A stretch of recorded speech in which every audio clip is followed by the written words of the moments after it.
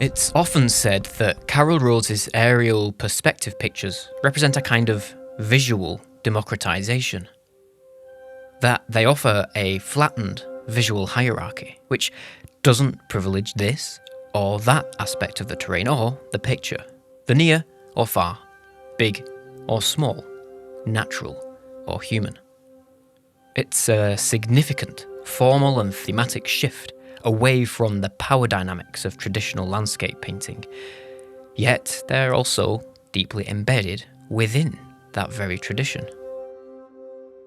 Rhodes's pictures have a complex relationship to landscape painting as it was left to her by artists such as Constable, whose 1815 picture, Boat Building near Flatford Mill, with its shallow trench, strewn tools and transformed landscape, subsequently become the wound-like chasm and scattered trees of Rhodes's construction site from 2003. The two paintings share many basic common elements: scattered vegetation, central scooped-out oblongs, a broad horizontal division between an earthy lower and an airy upper portion, possibly marked by an arterial waterway. But these aren't just incidental similarities, they also circle a common area of meaning. Both pictures show a landscape being cleared and transformed towards human ends, and they each imply a complex ambivalence about it. The Constable seems bucolic, but the clouds are gathering. The work could be rained off, the trench filled with mud. Equally, there is something funereal, pyre-like, about the skeletal boat, the eerie witch's cauldron, the scalped terrain. The more extreme painting, Rhodes's construction site, is frighteningly, almost biologically alive, yet also somehow wounded, diseased, dissected. Both pictures overlap the beginning and end of life, the cradle and the grave. The Constable has the feel of a tabletop model, the boat like an airfix kit, while Rhodes's perspective suggests the world of a playmat, her paint, raspberry sauce toyed with on a child's dessert plate. Constable contrasts the adult world of work and toil with the carefree child on the right. The boat itself, equal parts coffin and cot. Apparently worlds apart, the two paintings speak to one another across time. The gentle, if troubling existential musings of Constable's silvery sky and shallow trench find their 21st century answer in construction site's gaping chasm and an implied sky, which is not a sky. A sky that's equally pockmarked and colonised by roads and transport networks, generating a sense of claustrophobia despite its expansiveness of scale. Each picture raises a formal or thematic idea, only to invoke that idea's opposite. Ambiguity and ambivalence abound. Rhodes plays on the irony of the destruction inherent in her construction site, while Boat Building near Flatford Mill can be read alternatively as an image of both construction and devastation, condemnation and rebirth, a kind of early industrial rethinking of the Deluge picture. The story of Noah building a gigantic boat to survive the Great Flood provides an image of both construction and destruction rarely seized on by artists depicting it. They mostly tend to focus on one part of the story or another, the building of the ark, the salvation after the flood, or more often, the high drama of the flood itself. Yet these pictures conflate the basic elements of the story, the pre- and post-flood worlds. Preparation and catastrophe, fortification and devastation, human and post-human, heaven and earth. Despite Constable being an artist we think of as objective, non-metaphorical, just as Rhodes also suggests an almost forensic investigative painterly approach, the echoes of Noah's Ark are surely there. perhaps even a conscious or subconscious echo of Poussin's Deluge, a picture Constable considered of singular importance. The first true landscape treatment of the biblical subject, its lightning crack, perhaps flashes its way back into construction sites' zigzagging road. The waterfall, a distant tributary of the oily trench. It might be going too far to call either of these paintings deluge pictures as such, but the shapes and themes not only fit within the tradition of the subject, but alter and extend it, particularly in the way they negotiate their formal and thematic extremes. Constable paints the calm before the storm in this case being heavy industry and the human environmental cost of it. There's a subtle, violent streak in boat building's strewn tools, the suggestion of an impaled body among the wreckage. Rhodes sets up a similar balance in construction site, most obviously in making a crucial division between the earthly lower and the lunar upper portion of the picture, the seabed and the tempest, finding a form of almost celestial peacefulness which extinguishes the violence of the bottom half, with its grisly palette of bodily fluids, exposed tendons, a bone-white shard like a surgical clip shown up in an X-ray. The central band is perhaps the most emphatic form in the painting, a decisive result of the painting process itself. The two halves on either side of it can seem like two differently splayed perspectives, Frankensteined together, the band pulling in time, space and light, like the event horizon of a black hole. And yet, the two spaces can just as easily cohere, as with birth and oblivion, the near and far, above and below, art and life. They are fundamentally divided, yet utterly connected, bound together. The central artery, a compositional no man's land of surface and colour, from which everything is drawn and into which everything disappears. There's also a natural drama in the way the two halves talk to one another, most obviously in the long trench and the crater that bubbles up above it, so close to touching, yet firmly cordoned off. It recalls the way the boat answers the tree in the Constable. But it's also the kind of call and response that we find in 17th century Dutch landscape painting, where pools, pathways and mounds seem to converse with one another. Converging, dividing, merging. Dutch landscape is fundamentally unstable, dynamic. It speaks of an attempt not only to tame nature, but to bring clarity out of the confusion of life, to bridge and to connect, but also to dredge, to clear, to unmuddle, in an almost philosophical sense. The beginning of secular landscape painting in 17th century Holland proliferates with post-flood imagery of humans scratching out a new life in a partly submerged land.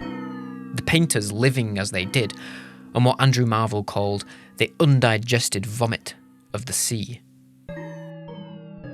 Lytle Shaw's New Grounds for Dutch Landscape explores how even in this early period there was a self-consciousness in the natural rhyming between mud and paint in the work of artists like Van Goyen, Ruysdael and Hobbema. Like the myth about the Inuit people having 50 words for snow, Dutch painting has a lexicon of mud, something only really picked up again by Rhodes some 300 years later. There's an implied parallel between landscaping and the painting process, transformation, structure and refinement against chaos and confusion, which is surely conceptually latent in landscape painting of this period. And with it, perhaps we again find an underexplored link to arc and deluge imagery. a deeply suppressed or just highly internalised relationship to biblical narratives, and what may be the first secularised notion of a post-flood world, found, ironically, in an everyday reality. Dutch and Flemish pictures are the first real paintings of working landscapes and utilitarian structures, a tradition Constable was fully aware of and which Rhodes would ultimately reinvigorate. The ark, so often taken as a metaphor for the church, becomes the humble home, mill, or barn. Beneath the silvery skies of David Teniers' brick-making near Hemmixham are a series of humble shelters. The preparations for the flood become the dull realities of surviving the winter. In the barn of the chaff cutter, Teniers perhaps hints in the barest, stingiest way at the charming story of the ark and the animals, but snatches his picture back to the secular world. One set of beasts codependent on another. Like his silvery skies, the pixie dust of the grain perhaps raises the question of divinity versus the cold fact of day-to-day existence.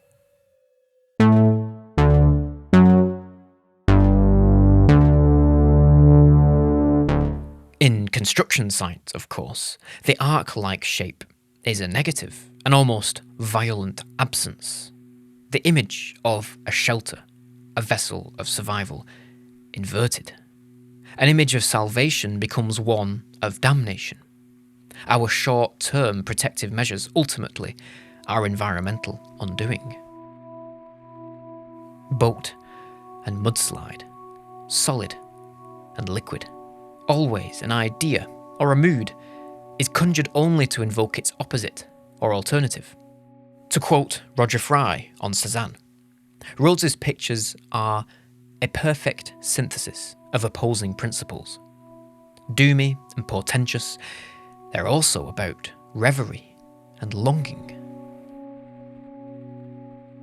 Just as the placement of the boat in the Constable generates a sense of longing, the prow already visually touching the water it's currently separated from, the empty vessel looking up at the sky, there's a sense of irresolvable yearning between construction sites' top and bottom halves. One landscape dreaming of another, a messier life dreaming of a more ordered one perhaps, or a period of recovery post-trauma. The shapes themselves speak of personal relationships, or the vagaries and vexations of life in general. Even in Rhodes's drawings, there's a kind of romantic comedy in her intersecting lines and scattered shapes, mapping out surprise encounters, near misses and confrontations. Periods of calm and calamity. Congregation and dispersal.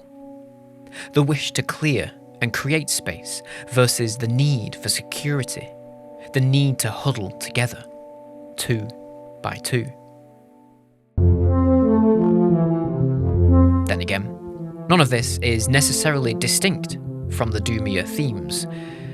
In amongst it all is the quite normal human longing for Armageddon, a kind of Balladian daydreaming of a post-civilization Earth, the ultimate escape from urban or suburban reality. Just as the biblical flood purifies the land, Rhodes' landscape, with its evocations of purgative bodily fluids, could equally be in a process of healing, the wounds scabbing over. The pictures speaking of a secret desire to clear away Toy Town and start again.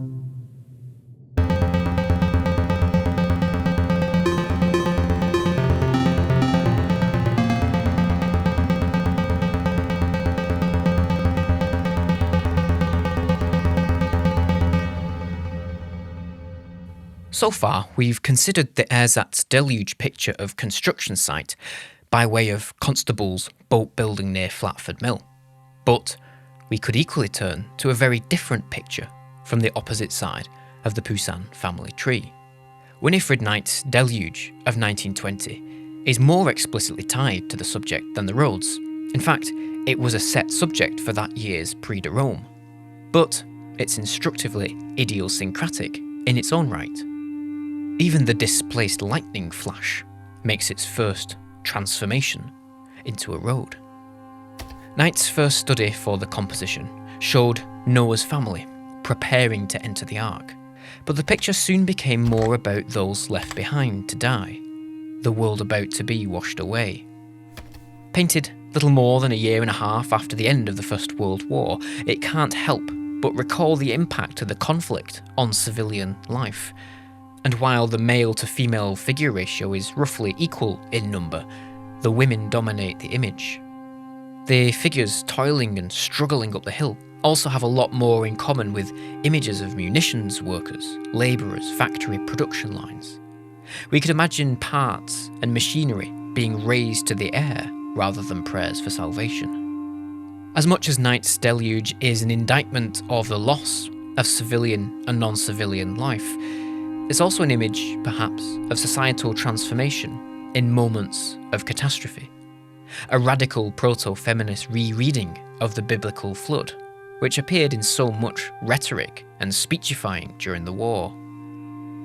Despite suffering from the advanced stages of motor neuron disease, Rhodes made the journey from her home in Glasgow to London to see Knight's first major retrospective at the Deluge Picture Gallery in 2016.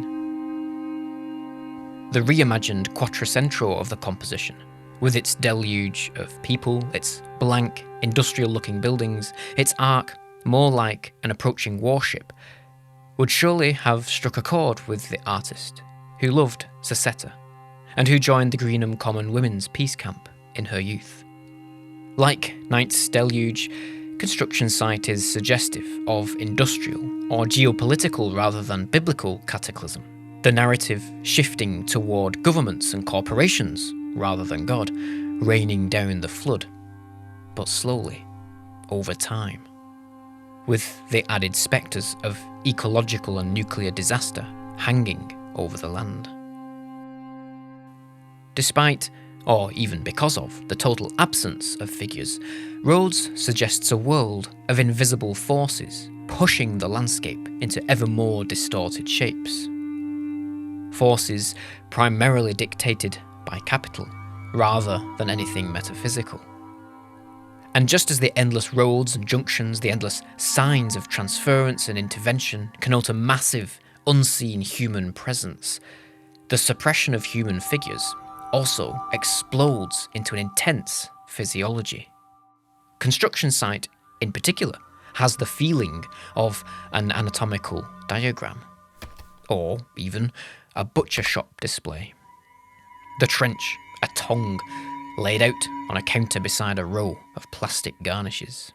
It goes almost without saying that the colour in particular opens the painting up to bodily associations.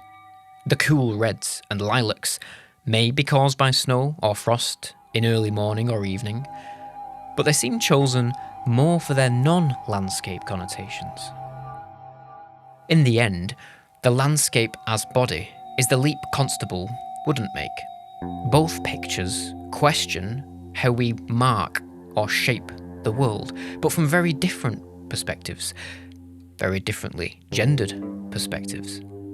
They each play in the sandbox in very different ways. Constable is painting the landscape of his youth, with the boat building, the active human perspective fundamentally foregrounded. There's a deep attachment to the place, but Rhodes goes a step further. Hers is a more emphatically bodily, physical sense of the world, for all its apparent distance. And paradoxically, the aerial perspective only makes more of the world more available, more felt, both less and more personal at the same time. The Constable is pretty tactile. It suggests the touch of trees, tools, sand. But Rhodes is trying to feel highways, trenches, scrubland, to feel the big physical form and formation of the landscape through the physical act of painting. And with the same intensity, she might feel her own body. Bodily attitudes have, of course, been assumed in landscape painting throughout history, but not in this deeply personal physiological sense, in the sense of looking down at the self, which really begins with feminist practices of the 1970s.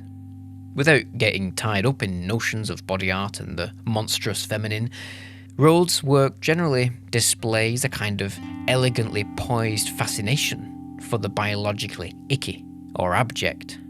She spoke of finding beauty in devastated or polluted landscapes, the same mix of revulsion and attraction we might find in looking at wounds or scars.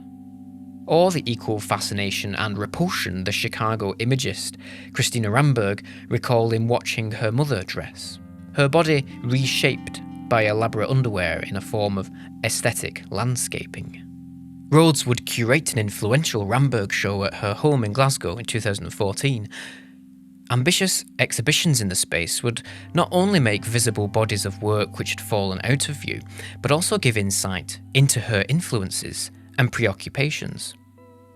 With her partner Merlin James, she also planned a substantial exhibition of works by Prunella Clough in the space, before her death in 2018.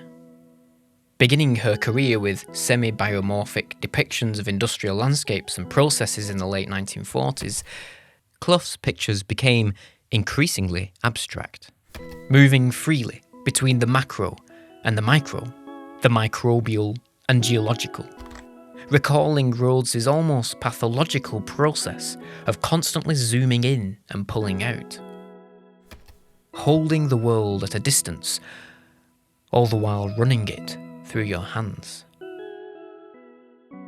The obvious affinities between the two artists would warrant a video in and of itself. Suffice to say that each of these painters highlight the fundamental place of reshaping and repositioning in explicitly or implicitly feminist painting practices, inseparable from a strong bodily consciousness. But we also have to be careful. For all the deep and deeply complex identification and empathy in Rhodes's pictures, there's never the sense of a one-to-one equivalence with any particular form of ecofeminism.